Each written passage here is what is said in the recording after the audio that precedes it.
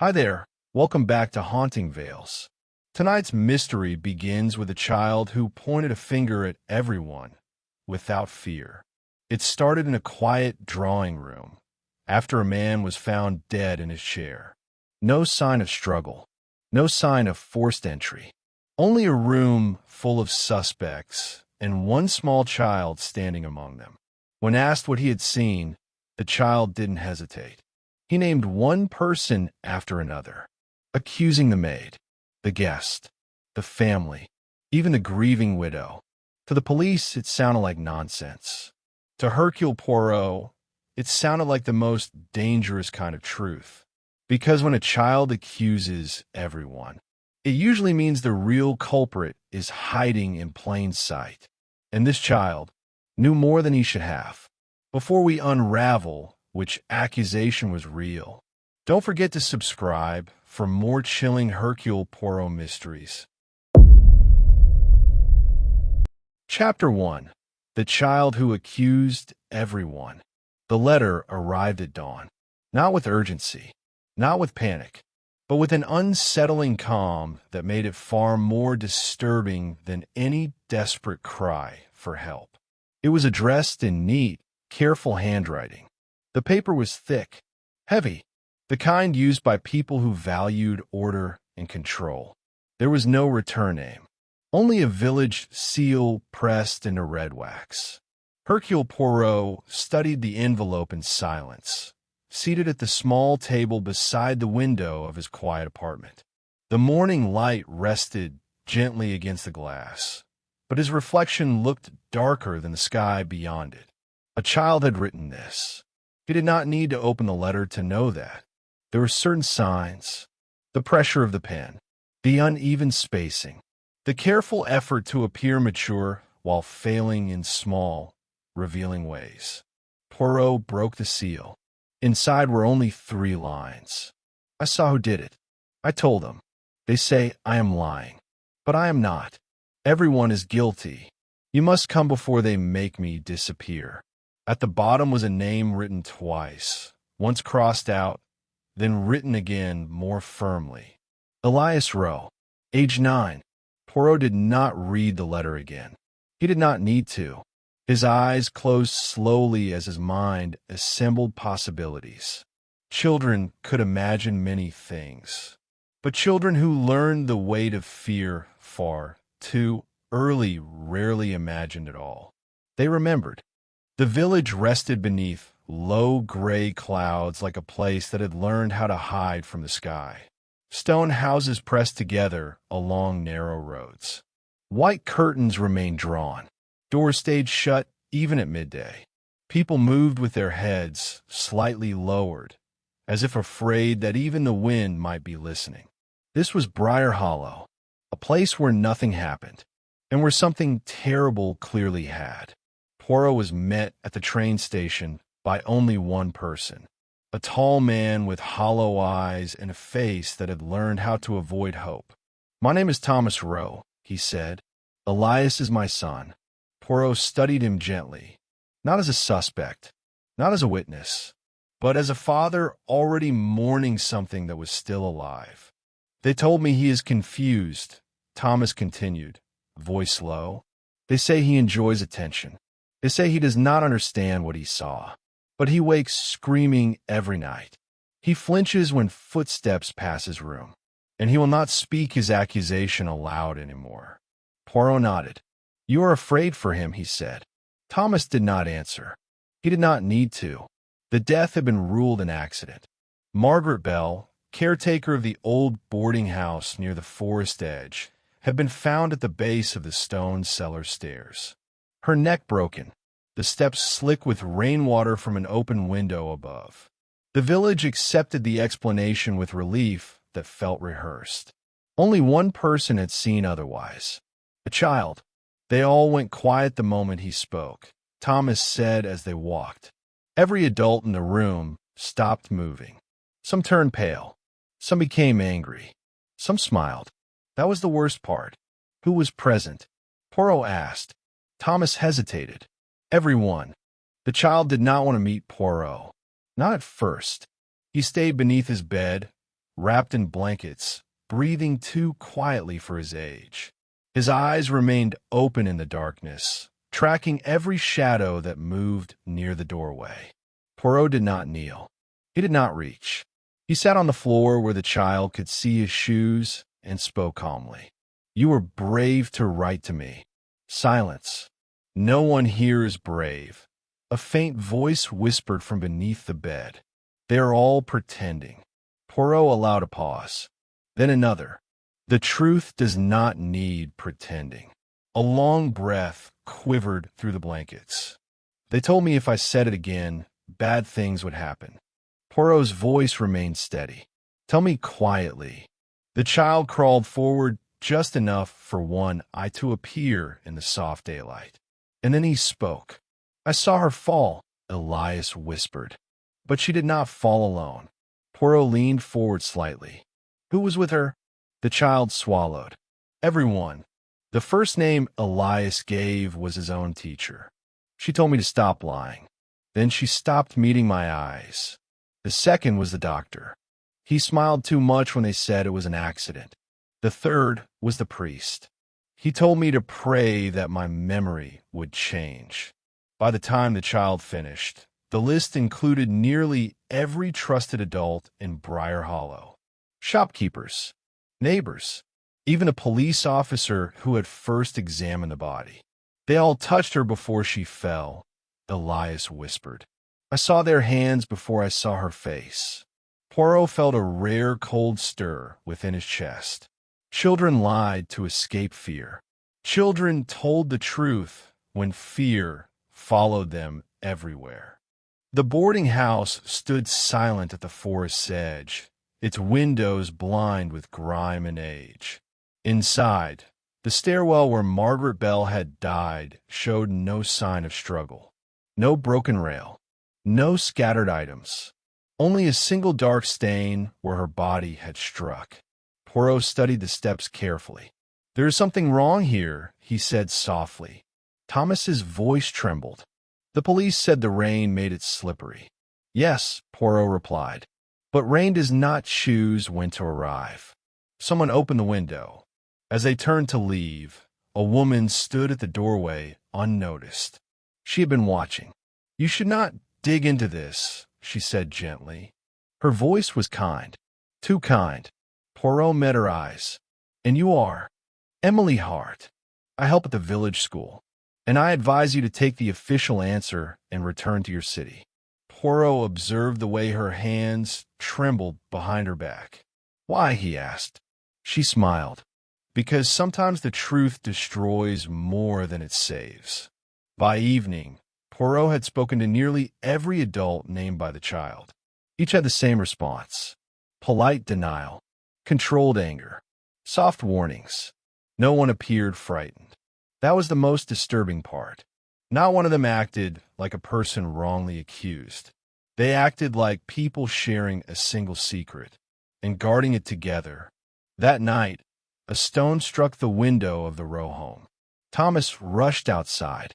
Footsteps faded into the dark. On the ground lay a folded slip of paper. Inside were 4 words. "Children forget when they sleep." Thomas crushed it in his hand. Poirot did not move. "They are not threatening him," Poirot said carefully. "They are testing how much he still remembers." Later, as the village slept, Poirot stood alone in the narrow street beneath clouded stars. A child had accused everyone. That should have been impossible. And yet the longer Poirot remained, the more he understood. This was not a case of many suspects.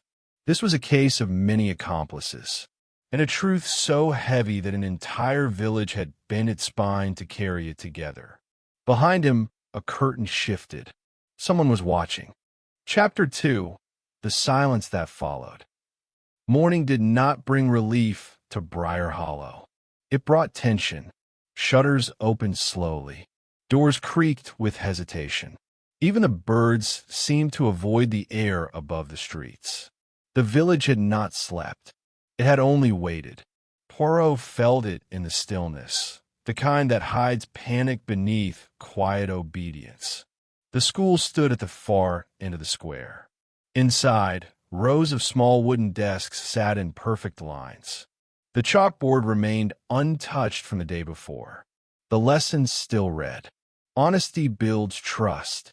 The teacher, Clara Whitby, stood stiff near the window. "You should leave this village alone," she said without turning around. Poirot studied her reflection in the glass. "You told a child to doubt his own eyes." She faced him sharply. "Because the truth would destroy him." "The lie already has," Poirot replied. Her breath faltered. Poirot stepped closer. "Where were you when Margaret Bell died?" "At home," she said quickly, "preparing lessons." "Did anyone see you there?" Her silence answered for her. The doctor's clinic smelled of clean metal and hidden fear. He greeted Poirot with his usual calm smile, but it no longer reached his eyes. "A terrible accident," the doctor said. "Nothing more." Poirot placed a folded paper on the desk. A simple sketch of bruised wrists. "Accidents do not restrain their victims," Poirot said quietly. The doctor's smile collapsed. "You cannot prove anything," he whispered. "No," Poirot agreed. "But the child can." The doctor's hands curled into fists. The priest received Poirot in the dim chapel. Candles trembled with each breath of air.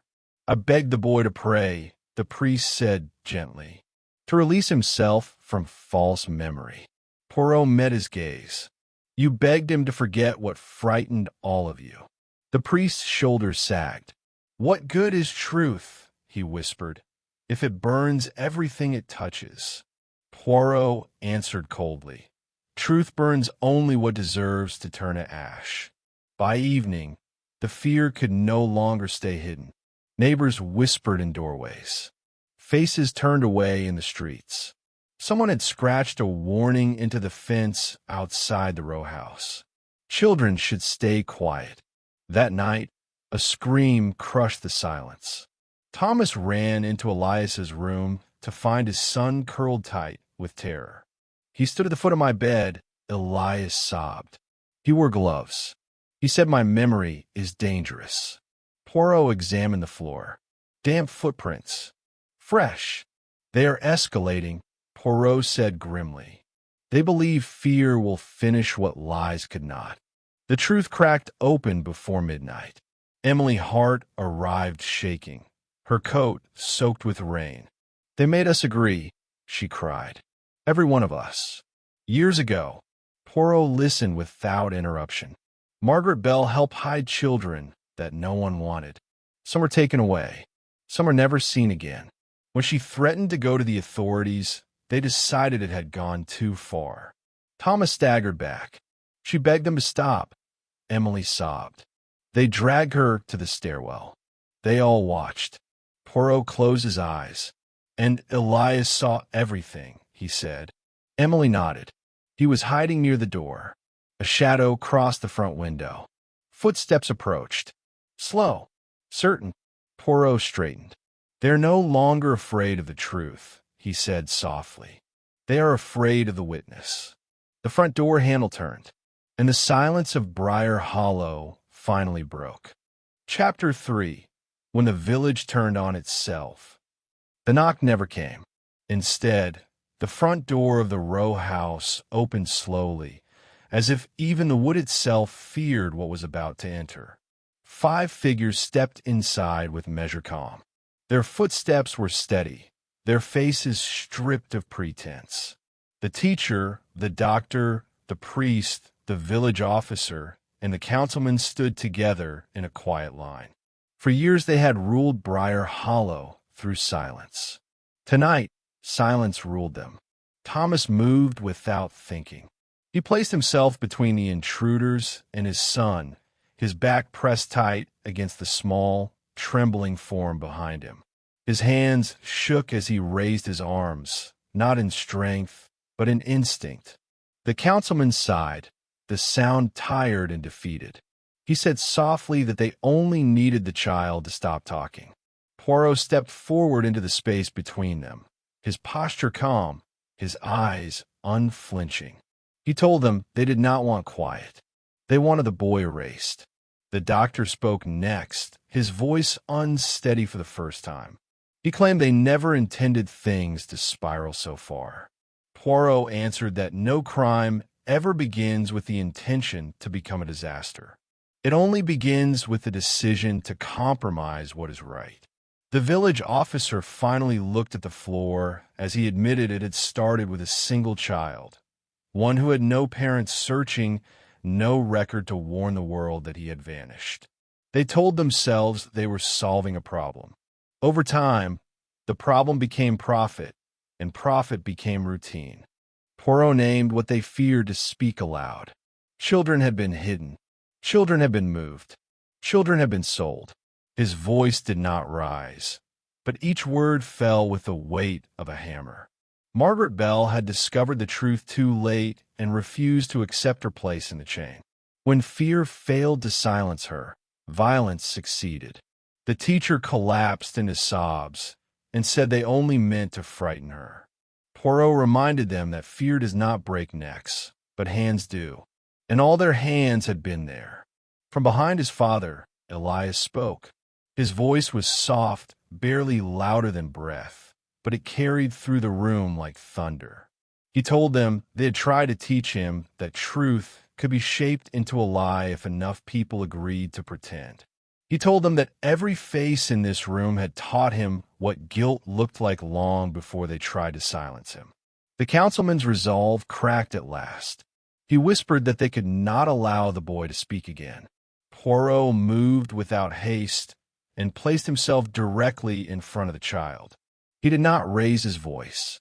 He told them that their time was finished, not because they had been exposed, but because they no longer believed in their own safety.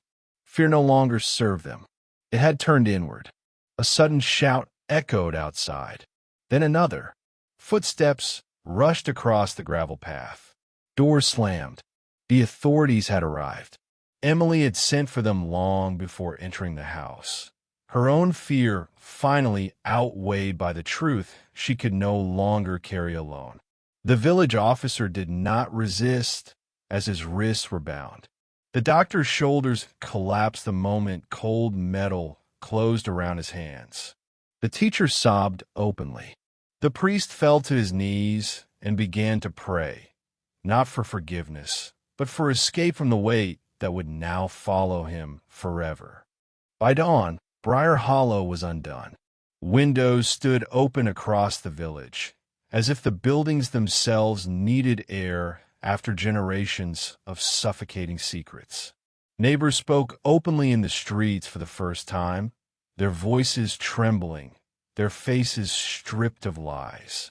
The boarding house was sealed with official warning marks. Officers moved in and out carrying boxes of records that had never been meant to exist. Long-buried names returned to the world. Long-lost stories finally had voices.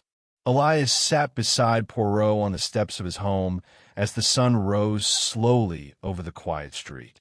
The village looked smaller in daylight, as if its darkness had been a trick of night all along. The boy asked if the people who frightened him were truly gone. Poirot told him they were. Elias then asked if the village would always hate him for what he had done. Poirot answered that fear always leaves a scar, but courage leaves something stronger. He told the boy that one day this village would remember him not as a threat, but as the moment it was forced to see itself clearly. That night, Thomas sat at his son's bedside long after sleep finally found the child. The rise and fall of Elias's breathing felt like a miracle. For the first time since the letter had been written, there was no dread waiting at the edge of the room. The village would not heal quickly. Some wounds never close. But it could no longer pretend that nothing had happened. The lie that once protected them had been shattered by the smallest and bravest voice among them. And so the case ended not with applause, not with triumph, but with a truth too heavy to ignore and too loud to bury ever again. The child who accused everyone had not destroyed the village.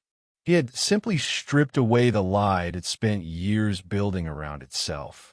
If this story kept you on edge, make sure to like the video, subscribe to the channel, and turn on notifications for more powerful mystery stories like this one. Your support helps this channel grow and keeps these stories alive.